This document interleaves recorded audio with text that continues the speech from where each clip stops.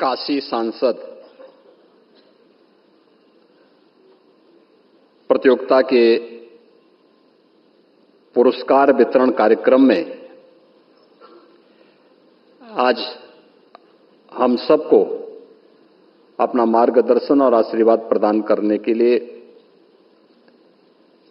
मंच पर उपस्थित काशी के लोकप्रिय सांसद, देश के यशस्वी प्रधानमंत्री और दुनिया के सबसे लोकप्रिय राजनेता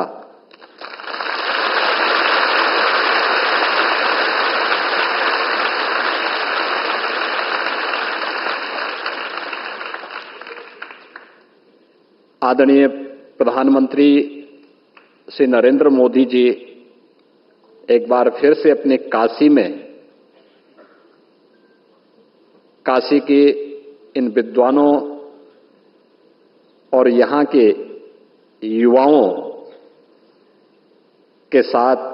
आज मंच शेयर कर रहे हैं। इस अवसर पर मैं काशीवासियों की ओर से, प्रदेशवासियों की ओर से उन्हीं की काशी में उनका हृदय से स्वागत करता हूं, अभिनंदन करता हूं।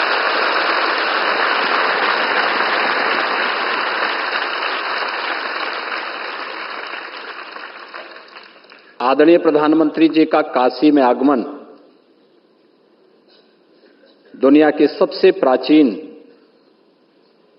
सांस्कृतिक नगरी में आगमन ऐसे समय में हो रहा है जब 500 वर्षों की प्रभु श्री रामलला की वनवास के उस कालखंड को समाप्त करके उन्होंने अयोध्या धाम में प्रभु रामलला को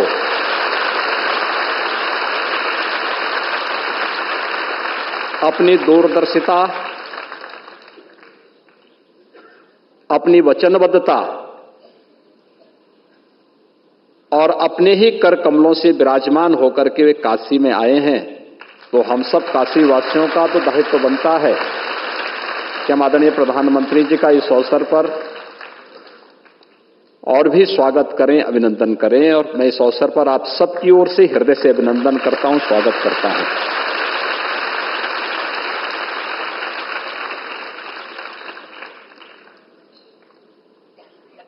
अयोध्या धाम के साथ ही संयुक्त अरब अमीरात में पहला हिंदू मंदिर बना है।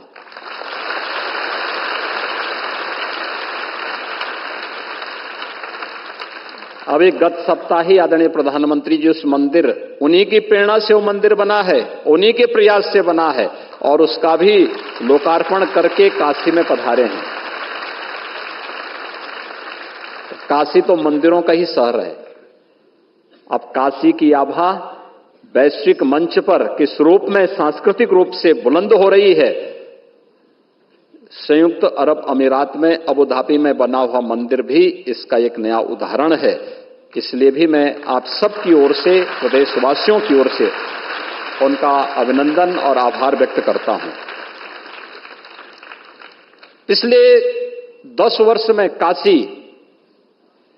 एक नए कलेवर के रूप में दुनिया के सामने आई है। अपनी आध्यात्मिक और सांस्कृतिक पहचान को बनाए रखते हुए काशी एक नए रूप में आई है। आपने देखा होगा कल रात्रि को 11 बजे भी काशीवासियों के एक लोकप्रिय सांसद के रूप में सड़क पर पहली बार आपने प्रधानमंत्री को देखा होगा कि सड़क पर अपने संसदीय क्षेत्र में रह करके एक एक विकास कार्य का अवलोकन करते थे। कार्य की उपयोगिता को लेकर के रात्रि को 11 बजे जब दुनिया सोती है तब प्रधानमंत्री जी जग करके आप सबके हित के लिए किस रूप में कार्य कर रहे थे, या रात्रि को 11 बजे आपने रात्रि को देखा होगा।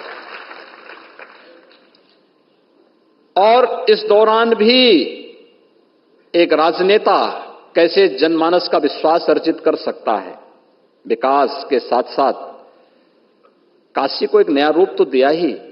लेकिन हर एक तबके को एक मंच देना। पहली बार देश के जनप्रतिनिधियों के सामने एक उदाहरण,